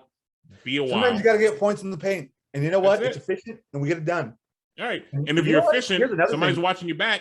You're set. You're set. And let me go ahead and just put this on a public platform because we argue with Brandon all the time. When you play Warzone, what is the name of the game? What are you supposed to do in Warzone? Warzone's a battle royale. It's the last man alive wins. Last man alive. Kills. What was that? Are you sure it's not getting the most kills? Yeah, getting the most kills doesn't get you a dub. Living. No, that's not true. If you get 12 kills. Yeah, you get 12 kills and you die once, you go to Gulag. If you get 12 kills and you die twice, you lose. If you get 1 kill and you die never, you win. You Crazy. Sure? Yep. That's wild. Okay. It's nuts. It's mind-blowing. But I mean, that's sad truth to it all. And we're the 2 worst Call of Duty players. How many games have we won? A lot. A lot. This duo here wins. A lot. Maybe I'm crazy. That's all I'm saying. I remember when we first started to play the game, we'd win games with like 1 kill between the 2 of us. Yes. Like very much like, we in this game. Very opportunistic. We killed the last person. We let everybody kill themselves and out. It was great. And it was like, dumb. Like we're walking off with like nothing. There were like 1 kill was like a good day. 2 kills, I was out of body. Like it was nuts. But then there are these games now that are like, I've had like 8 kills in the game or 5 kills, 6 kills, lost. And I'm like, well, yay for my kill death ratio, but that doesn't give me a dub, does it? Brandon. Jordan shrug. What can you do? What can you do? This guy. So we're gonna come to the last question, last conversation point. What are you playing now? What are you into now? What are you doing now? What are you wearing? Or do you have pants on? What are you playing? Show me what you look like sometimes. All right, let me stand up and show these boxers. No, oh God. Nope. Nope. Sit down. That was a joke. Just tell me what you're playing right now. I mean, I can stand up real quick. No. I'll quit right now if you stand up. All right, I'll stay sitting down. Okay, just go ahead and tell me what you're playing.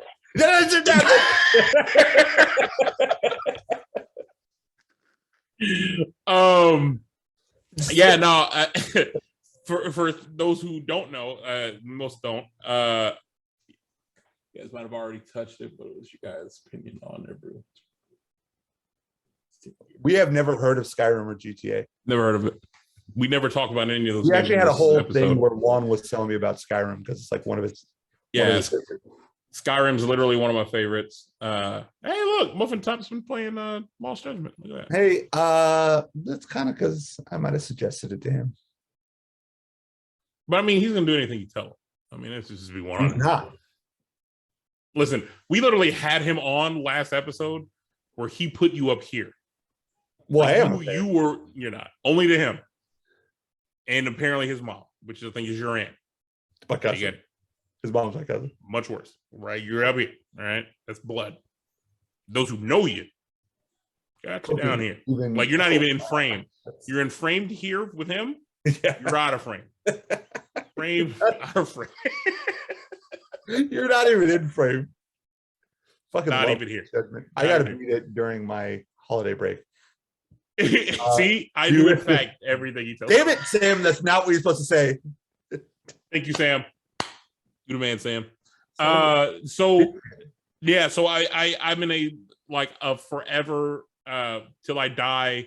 Sam, tell me what was the first game you remember playing? Yeah, whoever's doing chat, I want to know what was the first video game memory that you have. Same with you, Adam. I know you pseudo game. You're not like a nerd like the rest of us, but you play. But you're a stupid, dumb idiot. That's same what with you, are. Pops. Carl's Customs. If you're still listening, what's the first game you remember playing?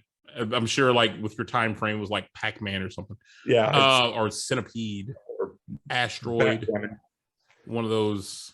No, I'm playing Madden a lot. The new Madden, and for those who do play the new Madden, how do you do that with your life? Bro, I'm gonna be honest. If it wasn't for like everyone else who's in the league, I probably wouldn't continue to play because it is the league is like 2.5 people. It's 6 people. Get your shit together. Okay. Yeah, we'll go with 6. It's like 5. It's like 2. I refuse to buy It's men just now. me. Huh? I just now refuse to buy men. I just can't. Because I know you won't like it. That's why I don't ask you about it anymore. Like I didn't ask you once this year to do it because I'm like, you're not gonna love it. You don't love it. You never. So I just gave up. I loved it at one point in time. Yeah, a few years back I think you did, but now it's just not. Now it's just tough. But yeah, Madden's what I'm playing now. I mean, Warzone, of course. I've been jumping in and out of Far Cry. I need to kind of like invest more time back into Far Cry. Pretty underrated, I'll say. Yeah, I liked it a lot. I need to finish the Vanguard story mode for Call of Duty also. Like I love that. There it is. Yeah, Pops. You missed it earlier when I started off when they would like the first thing, kind of like what got us was my earliest memory of gaming. And it was our Atari, dude. Like having that game. And I also referenced that it took me a while to adjust with the fact that gaming consoles outside of the Atari didn't come with preset video games in them. Threw me for a loop. I was spoiled rotten. What do we got, Muffin Jar? First game I played that I felt like is not just a hobby was Gears of War 2. The online Gears of War was competitive. I played games before, but it didn't feel as genuine. The competitive nature of Gears of War is for serious. We used to be pretty sweaty when the first one came out, and I tried to play Gears of War 4 online, and oh my god, I got my dick kicked in.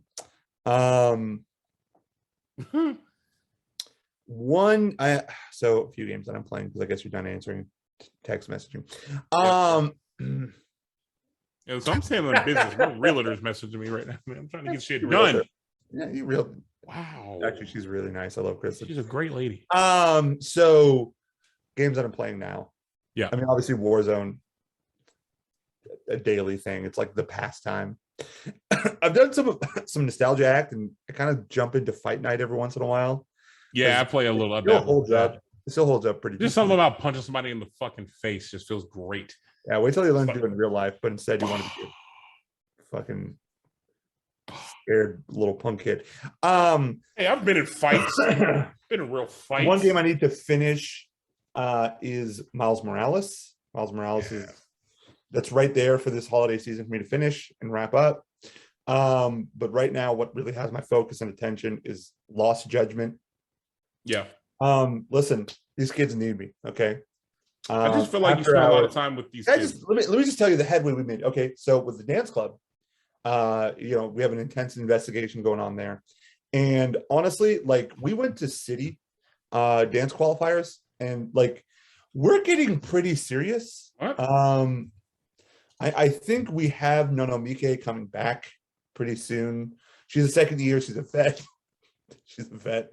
I will say, like, if we can get past this and I get their trust in me and some of my choreography, listen, I think we can break this investigation wide open. Me and the girls have been practicing really hard. We've been just hitting it and hitting it and hitting it.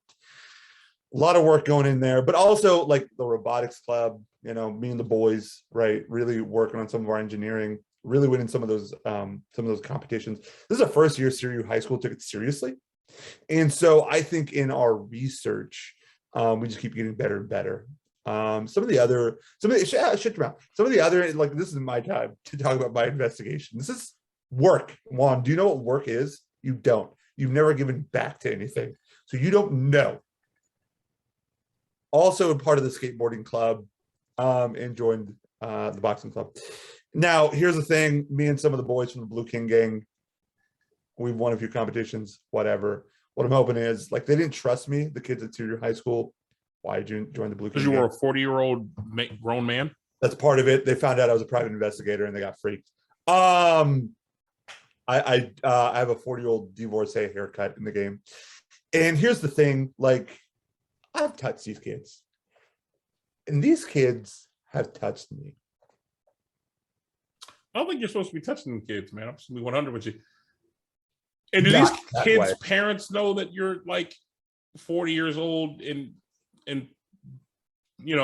hanging out? They know my exact age.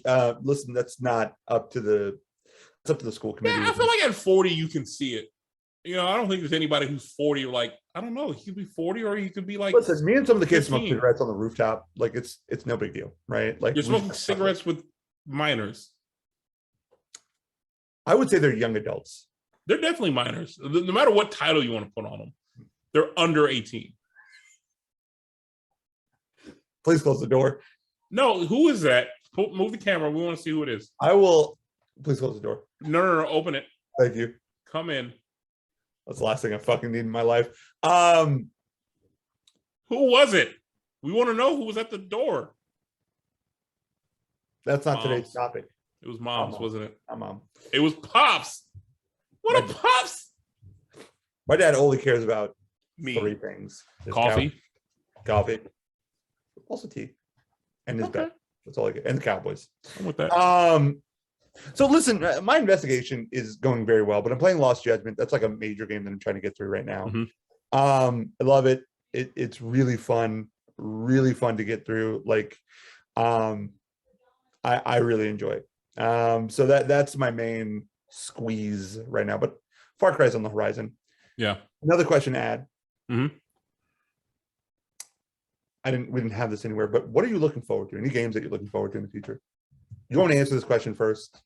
Yeah. No. I have one that's just, I feel like once I say it, you'll get it. You'll feel the same way.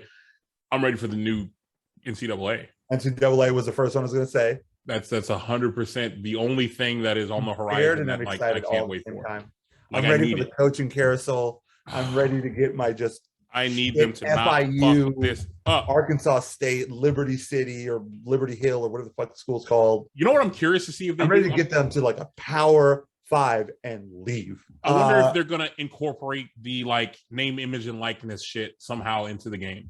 Like if that's gonna be some type of factor into like recruiting. Yeah, to the kids. Like I wonder if this is gonna be some type like how marketable your team is will help with recruiting somebody in, because that's a big factor, right? Like if I fucking go to Magny State in Lake Charles, Louisiana, I'm gonna have a hard time getting a name, image, and likeness deal to a top 5-star fucking time holding these Gators down. Alligators down.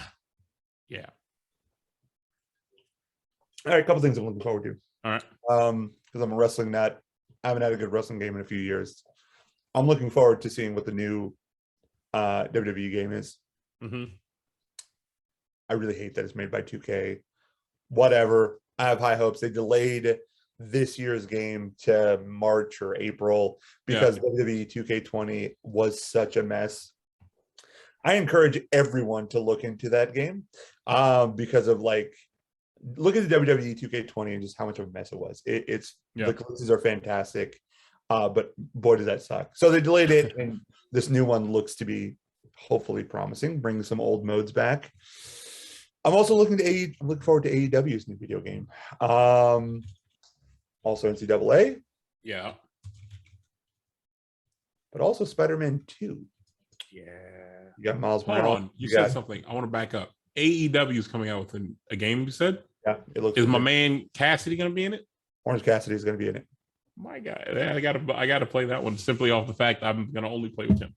The people who made Def Jam, mm-hmm. the people who made the WWF No Mercy games, they are behind this game. Yeah, I like that. When you look at the gameplay trailer, I'll send it to you. Really good stuff. I like that. I'm holding like, and this is completely off topic from everything that we're talking about right now, but I am like, you know how like I think I've told you this, like I can't ever do anything without having something in the background playing. Like I need that like weird distraction and not have dead silence. And South Park is on in the room, and they're doing Cartman singing this like hella offensive Christmas song, and I'm like holding back from dying laughing because I keep hearing little bits of it. Yeah, it's killing me. It's great. Sorry. South Park: Stick of Truth, great games. Also a great. Oh my God. Yeah, RPG, classic RPG. For anyone who is a South Park fan, all of the South Park games are great. They are an absolute blast. I would highly recommend it.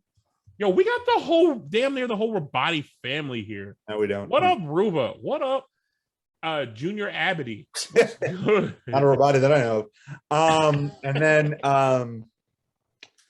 I am looking forward to Final Fantasy Part 2. Final Fantasy remake, Final Fantasy 7 remake. It's great. Final Fantasy 7 remake part 2. I'm excited for. Really excited for. So there's some of the games that I'm super excited for. Nabil learned. Super excited. I'm like so excited for it. Super. Let me ask this question to you. Never mind. That's not it, because I don't have to go to this place and watch The Matrix. Please, no spoilers. Go on. Oh, I'm about to spoil all of it for you. Let me ask you this question. Of all the consoles that has come out that you've played or you've had other people play, what do you think was the best one or your favorite one? Super Nintendo. Super Nintendo. Why? I think when you talk about an influx of gaming, when it comes to storyline, graphics, the ability to make more by just doubling, the Super Nintendo is it. The library is so vast. It's huge. And like every one of those games were made with love and care and like inspiration behind it. And even knowing its limitations, they still push it. I mean, every creator does. But like when you talk about Donkey Kong, a 3D game shouldn't come out on a Super Nintendo. Yeah, that's also accurate. Yeah. So it was so ahead of its shit. I think some of my love comes from that. I will say like a little bit of my nostalgia, just because it was a good Christmas memory. Dreamcast a little bit. Yeah. But the PS2 is probably takes the cake for a lot of people because it was just revolutionary, right? I think the foundation for every game out today started on PlayStation 2. Yeah. No, but I think Nabil's like, I mean, if I open my drawer right now, I have a very expensive list of rare video games sitting in my drawer that are in cartridges. And so it takes my nostalgia. Yourself? So my answer is a console I never owned. Okay. And I believe it was the Dreamcast. Is it a Dreamcast or Sega Saturn? Okay. One of these consoles, you could burn PlayStation games and play it on the console. Dreamcast. Dreamcast was it. My buddy had one, and it was the coolest shit because he would rent video games from like Blockbuster, burn them on his CD player or his computer, and then take them and play them. It's one of the more tragic stories in gaming history because Sega like fucked up so much when they were so far ahead of people. But they fucked up so much from a business sense because they were so stubborn. And by the time they came out with the Dreamcast, it was already too little too late. They had to have sold like per person that bought it had to have bought like 2 Dreamcasts or 3 Dreamcasts and its accessories. It was bound to go under. Yeah. But the games that were on there, from Shenmue to Power Stone, Street Fighter Third Strike, Virtua Fighter was Dead or Alive. Oh my God, Dead or Alive was so great. Gorgeous. Even today, it still kind of holds up. And I think some of those games are just wonderful. Those games now, if you have a Dreamcast, if you have Marvel vs. Capcom 2 on the Dreamcast, Street Fighter Third Strike, those games are worth hundreds of dollars. I would encourage anyone that if you have a Dreamcast, hang on to that. It is actually really valuable. Because I would love to see also. I would love to also see if anybody here who is still listening or who listens to the Spotify, because we are on Spotify, shameless plug, have a Dreamcast. Please I would love for you to follow us on Instagram and send the page an actual message of your Dreamcast, because I just don't believe anybody owns one to this day. I would love to showcase your Dreamcast. So if you got one, find us Daily Convo on Instagram, shoot us a message. I would love to see I would love to make an offer for it. Agreed.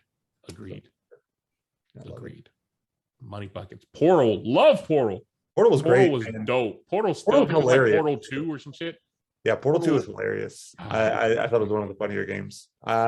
So like Steam breaks my heart because you could do so much and they decide not to with Half-Life and Portals and whatever. They're just, here's a game that I know we're both looking forward to. Diablo 4. Yeah. I love me some Diablo, man. Adam, you don't have a game cast. You lying ass. Photos or doesn't exist. Yeah, show me your photos of yourself. Send the pics, bro. I want to see you. I want to see it intimately. I'm not in that boat. Oh, okay. Let me see it. Let's wrap this thing, bro. We did a great episode. It was a good episode, dude. Thanks everybody that hung in there with us. It was fun. It was great. Sorry that we did this earlier and didn't give enough heads up. One.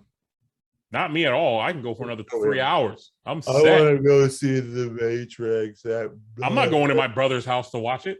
I don't have one of those. Okay, whatever, dude.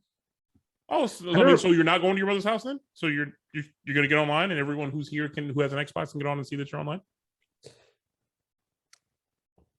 That's what I thought. Silence. Yeah, look, he's pulling out his phone because he knows this stupid little curl on his head. Anyway, ladies and gentlemen, that's a wrap. That's episode 11, Nerd Out Video Game Audition.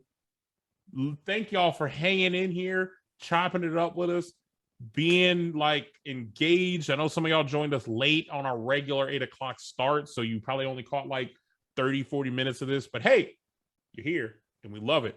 We only have 2 episodes left of this season, and then we're going to take a well-needed break to refresh, retune this whole show, figure out how to make it better, do better, be better. And we're looking forward to it. So next week's episode, I will tell you as I look it up because I do not memorize these things. Next week's episode is our holiday episode because we will be meeting literally in the gap between Christmas and New Year's. So we're going to relive. This would be kind of our holiday episode, but whatever. It wasn't. This was just video games. Happy holidays, everyone. Happy holidays. We're going to talk next week on like holiday memories, things that we cherish, things that we remember. It's cool shit, all that jazz. Will we have a special guest? I don't know. Question for next time. I want to know everyone's favorite holiday movie that you just got to watch every year. Minus 2 movies. Facts. And if you don't have a holiday movie, I would like to know what's your favorite holiday food? What's that dish that you look forward to? Thanksgiving, Christmas, New Year's, what's your jam? Because I know my pops is very black with this and old and loves cabbage and black eyed peas and smothered chicken. I don't think smothered chicken's New Year's for sure, but cabbage and black eyed peas, pops, you know that's your jam. I know I can't stand any of those things, but that's your jam, and I love you for it. Hell yeah. Yep. See, when I know him, I know him. That's disgusting. I know him, I know him. So, Nabil, what do you want to leave the people with? Next week, we're going to do our holiday special. Episode 13 is going to be sports talk, and then we're done with this season. Nabil, before we part and leave these good folk, what do you want to tell them? I don't like any of you. I think everybody here is about as worthless as they come. Accurate. Really, it's really my show, and I'm allowing you guys to be a part of it. Just know that you're not worth it in my eyes as far as like anything productive. I don't particularly care about anyone here, including my co-host. And the fact that you listen to me is honestly a blessing only unto you. And I really just hope someone here dislocates a pinky. I really hope you have an inconvenient holiday. I hope like your shirt gets stained with like chocolate milk or something stupid. Let's see what else. Like, just none of you are worth it in my eyes. You know, like some people are like, I want to get the time to know. You know, they seem got. None of you are that. None of you are that to me. Every one of you, in fact, owe me this, and I just think. Yeah, we're going to go ahead and just cut him off. Ladies and gentlemen, this has been a great show. I love this. I am very grateful for all of you on this show. He won't be joining us in season 2. And if I saw anybody in person, I'd smack you right in the face. Just got this word in from upper management that he is now fired. I know. So until we meet again next Wednesday for our holiday special, I am your host, Juan T. Many people you encounter are worth it. Some people aren't worth your time, but every single person is worth your time. And I love you until we meet again.